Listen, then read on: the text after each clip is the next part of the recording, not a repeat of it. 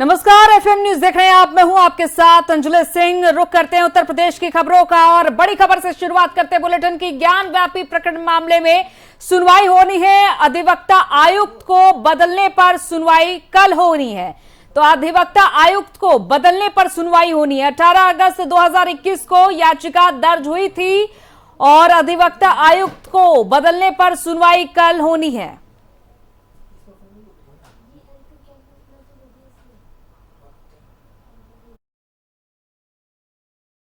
ये बड़ा फिलहाल अपडेट आ रहा है। ज्ञान व्यापी प्रकरण मामले में सुनवाई होनी है। हर दिन ज्ञान व्यापी मस्जिद मामले में नया मोड़ तो आ ही रहा है और इसके साथ ही साथ वकील और वादी जिनकी तरफ से बार बार रुख बदला जा रहा है। और अब 18 अगस्त 2021 को जो याचिका दर्ज हुई थी, इस मामले में सुनवाई होनी है। अधिवक्ता आयुक्त को बदलने पर सुनवाई होनी है।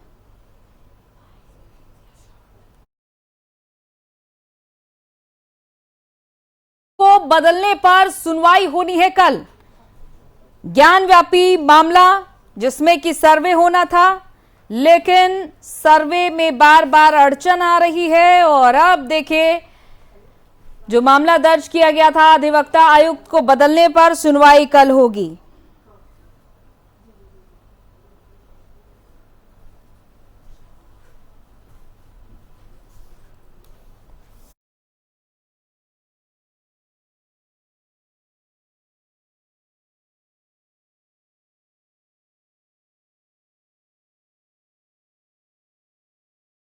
मिश्रा हमारे साथ जुड़ चुके हैं। राम सुंदर, ज्ञान व्यापी मस्जिद में फिलहाल क्या कुछ अपडेट है, जैसा कि अधिवक्ता आयुक्त को बदलने पर सुनवाई होनी है? अंजलि, यह मामला पेचीदा होता चला जा रहा है क्योंकि मुस्लिम पक्ष लगातार कोर्ट कमिश्नर पे सवाल उठा दिया है। चूंकि कोर्ट कमिश्नर कोर्ट का प्रतिनिधि होता है, वो बतौर कोर्ट के अधिकारी के रूप में वो वहाँ काम करता है।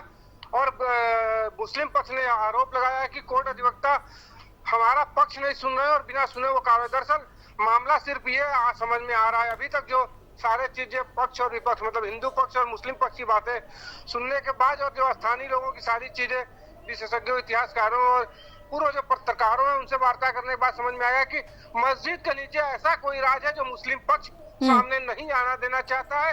इसके लिए कोई ना कोई कानूनी अड़चने लगातार अपना रहा है। कारण सिर्फ और सिर्फ नहीं नजर आ रहा है। जी अंजलि, बिल्कुल। देखिए, जैसा कि कोर्ट कमिश्नर को बदलने की मांग हो रही है, क्या दोनों पक्षों के तर्क बराबर सुने जा रहे हैं? जी अंजलि, आज भी न्यायालय में जो स्थिति थी बहुत ही ज्यादा एकदम तनावपूर्ण स्थिति थी। दोनों पक्षों से गर्मा गर्मी बहसें हुई। मुस्लिम पक्ष का कहना था कि ये जो कोर्ट कमिश्नर है मिस्टर अजय मिश्रा, वो निष्पक्षता के साथ काम नहीं कर रहे। दरअसल मामला ये है कि मुस्लिम पक्ष मस्जिद के अंदर बने तहखाने के नीचे, जो मस्जिद कथित मस्जिद का ढांचा है उसके नीचे एक तहखाना है। उस तहखाने में हिंदू पक्ष का कहना या इतिहासकारों का कहना है कि वो मस्जिद के निचले हिस्से का जो तहखाना है उसके अंदर वास्तविक जो भगवान शिव की मूर्ति है, शिवलिंग है, वो स्थापित है। वो शिवलिंग की बातें सामने आए, इसलिए मुस्लिम पक्ष उस चीज को छिपाने के लिए अंदर तहखाने में जाने के लिए नहीं देना चाहता। क्योंकि कोर्ट कमिश्नर जब वहाँ गए थे तो शनिवार को, शुक्रवार को जब जुमे की नमाज नहीं थी, शनिवार को फिर दोबारा गए, तब वहाँ पर अनिश्चित जब नमाज का समय नहीं था, उसके अलावा कम से कम हजारों की संख्या में मस्जिद के अंदर लोग बैठे हुए थे जो किसी न किसी तरह से शांति व्यवस्था, कानून व्यवस्था प्रभावित करने की कोशिश में थे।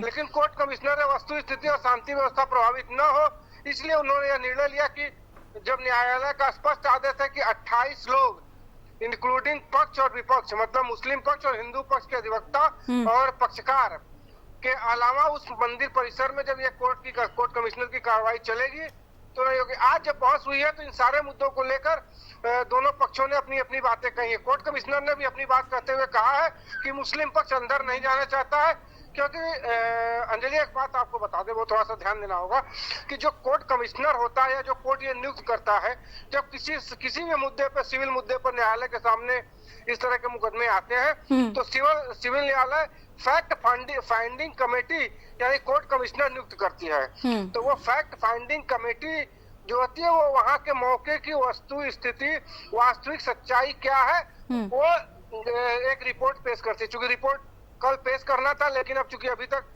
कोर्ट कमिश्नर की पूरी कार्रवाई, सर्वे का काम नहीं हो पाया है, इसलिए कल उस पर बहस नहीं होना। कल जो काम होना है वो उस पर होना है कि फैक्ट फाइंडिंग कमेटी की रिपोर्ट नहीं आई और कोर्ट कमिश्नर पे जो बात होना है वो बात अब कल फिर एक बार ये आर्गुमेंट होगी। अभी वास्तविक स्थिति के लिए निर्णय, क्योंकि एक तरफ तो बिल्कुल अब देखना होगा कि अब कोर्ट कमिश्नर बदले जाने का क्या आदेश आता है या नहीं आता है। कल इस मामले में सुनवाई भी होनी है। आप बिल्कुल अपनी नजर बनाकर रखिएगा, हम आपसे तमाम अपडेट समय समय पर लेते रहेंगे। तो सर्वे फिलहाल नहीं हो पा रहा है। 6 मई को टीम पहली बार ज्ञानवापी मस्जिद परिसर पहुंची, लेकिन वहां मौजूद लोगों के विरोध के चलते सर्वे नहीं हो पाया। अब याचिका दायर की गई कि कोर्ट कमिश्नर को बदला जाए। कोर्ट कमिश्नर को बदले जाने पर फिलहाल सुनवाई कल होनी है, क्योंकि जब तक कोर्ट कमिश्नर ठीक ढंग से अपना काम नहीं कर सकेंगे तब तक इस मामले में सर्वे नहीं हो पाना है। तो अब ये देखना होगा कि कोर्ट कमिश्नर को बदले जाने पर क्या कल फैसला आता है कोर्ट की तरफ से।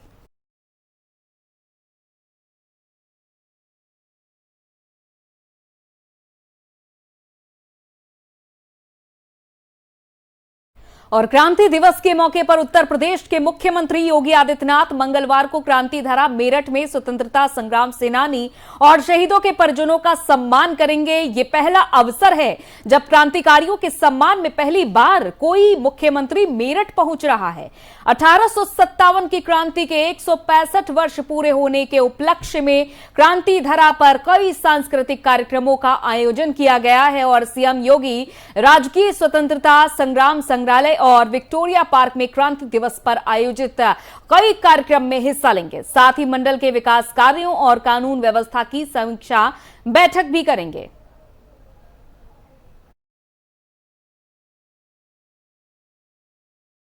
का कल सीएम योगी आदित्यनाथ सम्मान करने पहुंचेंगे। स्वतंत्रता संग्राम की धरती मेरठ में कल मौजूद होंगे और ऐसा पहला मौका होगा जब सम्मान किया जा रहा होगा उन तमाम स्वतंत्रता सेनानियों के परिजनों का, और ये कदम उठा रहे हैं सूबे के मुखिया योगी आदित्यनाथ। तो कल मेरठ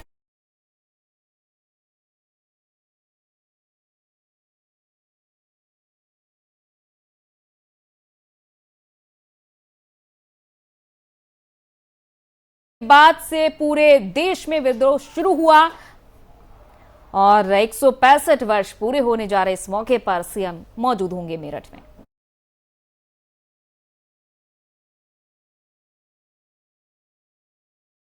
और लखीमपुर कांड में आरोपी अंकित दास, लवकुश, सुमित जायसवाल और शिशुपाल की जमानत याचिका हाईकोर्ट की खंडपीठ लखनऊ में खारिज हो चुकी है। मुख्य आरोपी आशीष मिश्रा की जमानत याचिका पर 25 मई को सुनवाई होगी। जस्टिस दिनेश कुमार सिंह की बेंच ने जमानत याचिका पर सुनवाई के बाद अपना आदेश सुरक्षित कर लिया था और आज यह फैसला सुनाया गया। गौरतलब है कि पिछले साल 3 अक्टूबर को हुए इस कांड में 4 किसानों और एक पत्रकार सहित कुल 8 लोगों की जान चली गई थी और इस मामले में केंद्रीय गृह राज्य मंत्री अजय मिश्रा टेनी के बेटे आशीष मिश्रा मुख्य आरोपी जो है।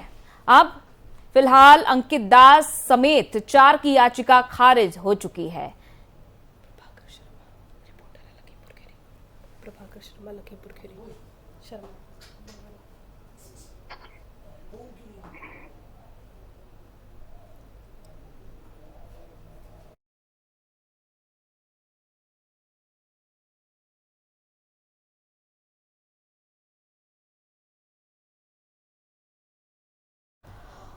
और लखनऊ से हमारे माफ कीजिएगा लखीमपुर खीरी से हमारे संवाददाता प्रभाकर हमारे साथ जुड़ चुके हैं। प्रभाकर, अब देखिए लखीमपुर मामले में एक बार फिर से सुनवाई होनी है। आरोपियों की जमानत याचिका तो खारिज हो चुकी है, क्या कुछ अपडेट है इस पूरे मामले में? देखिए मैं आपको बता दूं, तिकोनिया हत्याकांड को लेकर के आज चारों किसानों की डिस्चार्ज एप्लीकेशन दाखिल होनी थी, जिसमें डिस्चार्ज एप्लीकेशन आज नहीं दाखिल हो पाई। एक किसान की डिस्चार्ज एप्लीकेशन दाखिल हुई विजय सिंह की। इसके बाद 3 किसानों की डिस्चार्ज एप्लीकेशन नहीं दाखिल हो पाई, जिन पे आरोप तय होने थे कि इनके दोषी हैं या नहीं दोषी हैं, क्या है क्या नहीं है। लेकिन इनकी डिस्चार्ज एप्लीकेशन के लिए उन्होंने समय मांगा था लेकिन आज भी वो लोग डिस्चार्ज एप्लीकेशन नहीं दे पाए। वकील का कहना है कि अगली समय को हमको समय मिलना चाहिए और समय मिलने के बाद जैसे ही समय पूरा होगा उस समय में हम अपनी डिस्चार्ज एप्लीकेशन दाखिल कर देंगे। तो उनके इसको लेकर के अभी जो है सुनवाई हुई, आज हुई, और जिसको पूरा तरफ से जज ने देखा और पढ़ा और इसके बाद सीधे अगली तारीख दे दी है डिस्चार्ज एप्लीकेशन, जिससे आज नहीं दाखिल हो पाई। जी बिल्कुल, देखिए सरकार को अब अपना पक्ष रखने के लिए समय दे दिया गया है कि 25 मई की तारीख तक सरकार के पास पर्याप्त समय रहेगा। तो फिलहाल अब क्या देखा जा रहा है, क्या उम्मीद जताई जा रही है, क्योंकि आशीष मिश्रा की तो मुश्किलें कम होने का नाम नहीं ले रही हैं।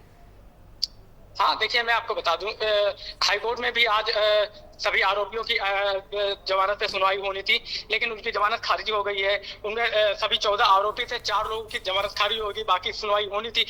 तो कहा जा सकता है कि जल्द से जल्दी उनको अपनी जो वो बात है वो रखेंगे और जमानत पे अगली जो 25 तारीख दी गई है उस पर सुनवाई जब होगी तो इसके बाद ही कुछ कहा जा सकता है। जी चलिए, बहुत बहुत शुक्रिया तमाम जानकारी के लिए। आशीष मिश्रा को हाईकोर्ट के लखनऊ बेंच से जमानत नहीं मिल पाई और हाईकोर्ट के लखनऊ बेंच में जस्टिस कृष्ण बहल के कोर्ट में आशीष मिश्रा की जमानत को लेकर अब 25 मई को सुनवाई होगी। फिलहाल अन्य आरोपियों की जमानत याचिका तो खारिज कर दी गई है।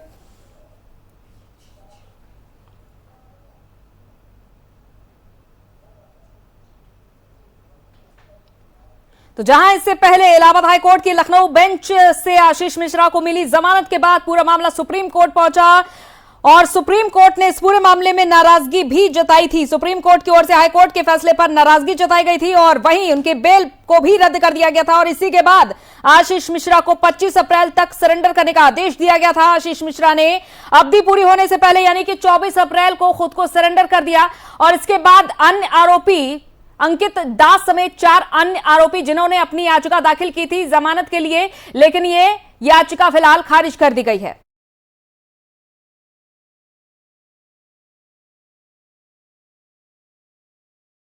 और चंदौली के मनराजपुर गांव में पुलिस दबिश के दौरान युवती की घटना से राजनीतिक गलियारों में सरगर्मी बढ़ी हुई और समाजवादी पार्टी के राष्ट्रीय अध्यक्ष अखिलेश यादव ने आज पीड़ित परिवार से मुलाकात की और मृतका निशा के पिता कन्हैया यादव को सांत्वना दी है। करीब आधे घंटे तक उन्होंने घटना के संबंध में चर्चा की और इसके बाद वो वाराणसी जिला जेल पहुंचे।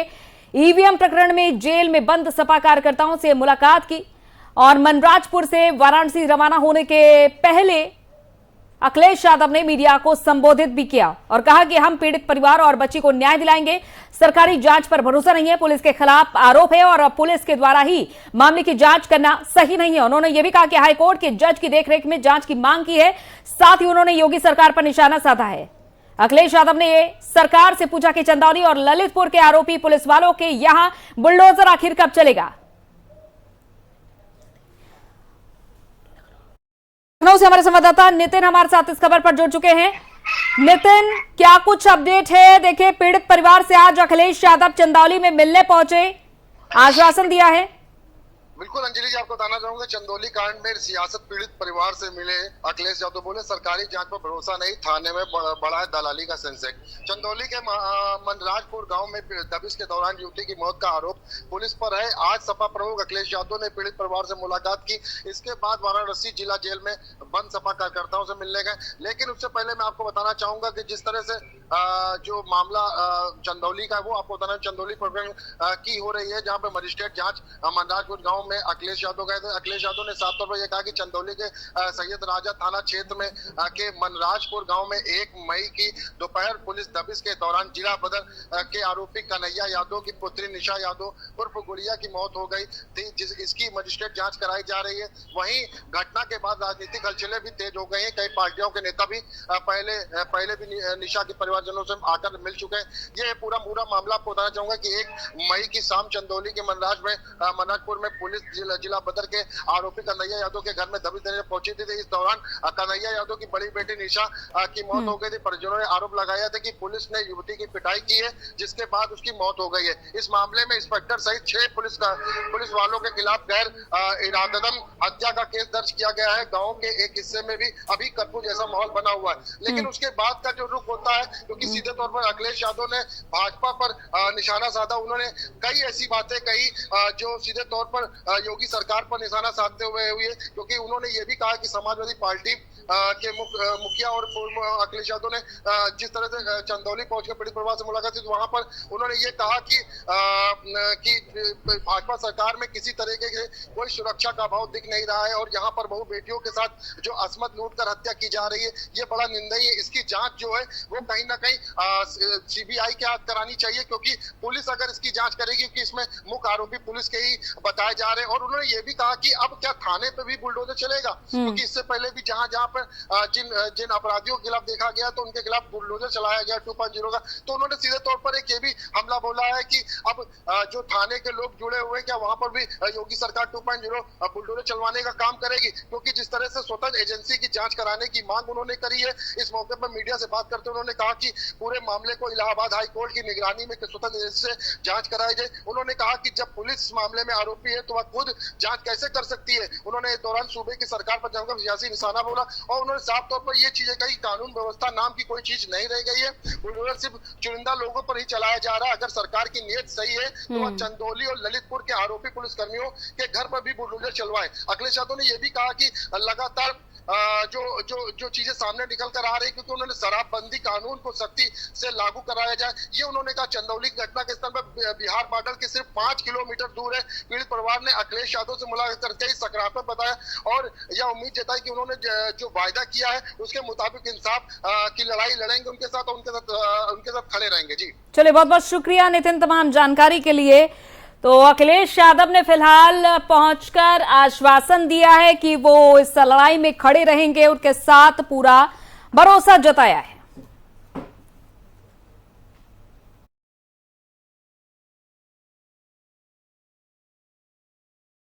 बेपनाह लूट रहे हैं, भ्रष्टाचार कर रहे हैं, तो मुख्यमंत्री जी अपने जनप्रतिनिधियों को कहते हैं कि आप पहले दलाली रोक लो, इन अधिकारियों को मैं सुधार दूंगा। सोचो, नई सरकार बनी हो, जनता ने दोबारा मौका दिया हो, मुख्यमंत्री खुद महसूस कर रहे हो कि उनके जनप्रतिनिधि दलाली कर रहे हैं और वो न केवल दलालों को ठीक करने का कह रहे हो, जबकि ये कह रहे हैं कि अधिकारियों को सुधार दूंगा। तो मैं जानना चाहता हूं, ये सरकार जो बुलडोजर लेकर के घूम रही है, बताइए ललितपुर के थाने पे बुलडोजर कब चलेगा? और इस जगह पर जिन पुलिस के लोगों ने जान ली है बेटी की, उनके घरों पे बुलडोजर कब चलेगा? पुलिस का कहना है कि पीएम रिपोर्ट में पार्शियल हैंगिंग आई है, इसको लेकर क्या कहना? पुलिस कोई भी कहानी बना सकती है, पुलिस कितना भी ट्विस्ट कर सकती है। इसलिए मैं कहना चाहता हूं कि जहां परिवार की सुरक्षा हो, उनको सुरक्षा मिलनी चाहिए, क्योंकि पुलिस से ही खतरा है इस परिवार को। दूसरा, हाई कोर्ट के जज की मॉनिटरिंग में जांच हो। हमें सरकारी जांच पर भरोसा नहीं है। हाई कोर्ट के माननीय जज, सिटिंग जज अगर जांच करेंगे, उनकी मॉनिटरिंग में जांच होगी, तो परिवार को न्याय मिल सकता है। ये सरकार वो है जो कुछ भी कर सकती है, कोई भी रिपोर्ट बदलवा सकती है। अब तो बेटी का दाह संस्कार हो गया, अब क्या? और डिप्टी सीएम और स्वास्थ्य मंत्री ब्रिजेश पाठक ने बछरावा सामुदायिक स्वास्थ्य केंद्र का निरीक्षण किया। इस दौरान उन्होंने अपने नाम का पर्चा बनवाया और फिर अस्पताल का जायजा लिया। गंदगी मिलने पर स्टाफ को फटकार भी लगाई और कड़ी चेतावनी भी दी। उन्होंने कहा कि जनता ही हमारी ताकत है, इसलिए हम उनका ख्याल करना और आप लोगों की जिम्मेदारी है। डिप्टी सीएम ने अपने काफिले को सामुदायिक स्वास्थ्य केंद्र बछरावा से काफी पहले रोक दिया और पैदल चलकर ही अस्पताल पहुंचे। यहां पर अपने नाम का पर्चा बनवाया और फिर अस्पताल का जायजा लिया। मरीजों और तीमारदारों से यहां की व्यवस्था के बारे में उन्होंने बातचीत भी की।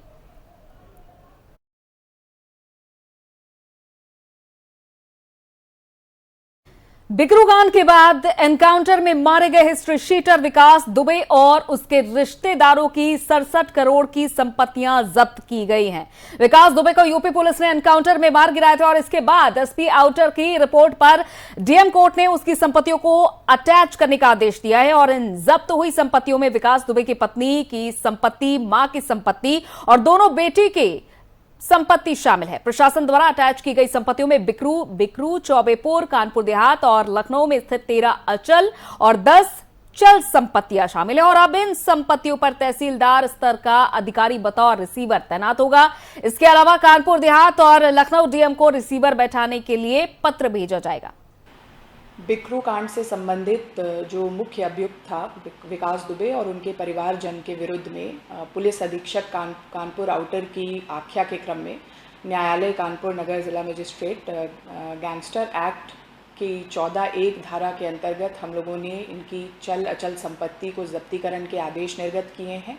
ये वही चल अचल संपत्तियां हैं जिनको इनके द्वारा अवैध रूप से इनका अर्जन किया गया था और इनके आय के स्रोत के बारे में कोई स्थिति स्पष्ट नहीं थी।